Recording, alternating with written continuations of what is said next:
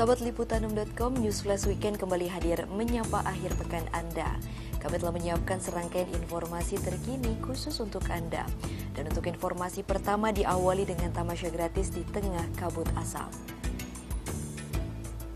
Hari masih pagi, jarum jam menunjukkan pukul 5. Debu warna putih menghujani bumi dan matahari tidak kunjung terbit hingga siang beranjak. Berdasarkan pantauan Liputan6.com, sholat Idul Adha di kota Pontianak terlihat khusyuk. Ribuan umat Islam di kota Khatulistiwa silih berdatangan ke tempat sholat yang telah disediakan. Salah satunya adalah di Tugu Khatulistiwa, Kecamatan Pontianak Utara, Kota Pontianak. Tugu Khatulistiwa atau Equator Monument sendiri merupakan tempat objek wisata yang paling populer dikunjungi wisatawan dari dalam negeri maupun luar negeri. Dalam tugu ini merupakan salah satu ikon wisata di bumi Khatulistiwa. Terlihat jelas warga yang akan menunaikan sholat Idul Adha tanpa menggunakan masker. Seusai melaksanakan sholat Idul Adha, warga beramai-ramai berselfie ria dengan latar Tugu Khatulistiwa dan Sungai Kapuas yang diselimuti pekatnya kabut asap. Terlihat mereka membawa keluarga sekalian tamasya di Tugu Khatulistiwa yang saat itu diselimuti pekat kabut asap. Mereka seakan-akan lupa kondisi udara di wilayah ini berbahaya untuk dihirup. TV di kamar tidur berpotensi untuk merusak hidup Anda.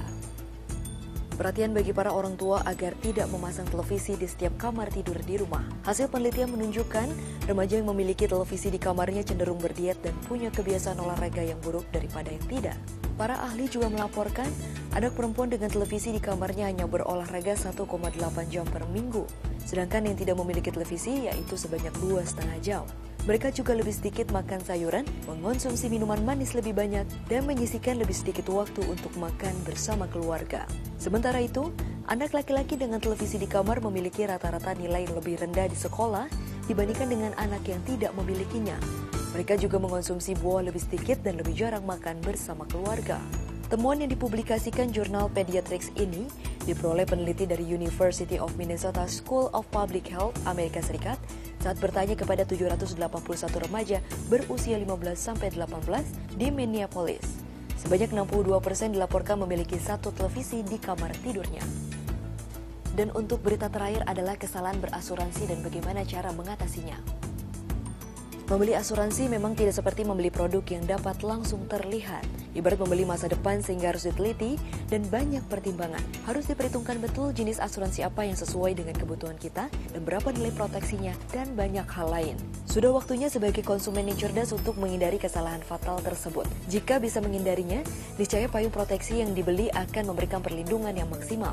Berikut adalah beberapa kesalahan pemikiran orang berkaitan dengan asuransi yang dikutip dari buku Selami Asuransi Demi Proteksi, karya Joyce Taurisanti dan Nurul Komariah, dikutip pada hari Jumat tanggal 25 September 2015. Yang pertama adalah terlalu lama memutuskan. Belilah asuransi ketika kita masih muda, sehat dan berkualitas. Jangan menunggu hingga menua dan sakit-sakitan, serta jangan pula menunda-nunda karena kita tidak akan pernah tahu apa yang akan terjadi keesokan hari. Dan kemudian permasalahan yang terakhir adalah membeli perlindungan yang terlalu kecil. Sebaiknya lakukan perhitungan dengan cermat berapa kebutuhan proteksi yang dibutuhkan. Banyak ragam perhitungan proteksi, namun yang paling umum adalah dengan memperhitungkan pendapatan dan masa proteksi. Dan itulah tadi 3 rangkaian informasi terkini yang dapat kami sampaikan untuk Anda. Untuk informasi lengkapnya, silakan kunjungi situs kami di www.liputan6.com atau silakan follow Twitter kami di @liputan6.com, Facebook di Liputan6 Online, dan silakan follow Instagram kami di @liputan6. Akhir kata saya pamit undur diri dan sampai jumpa.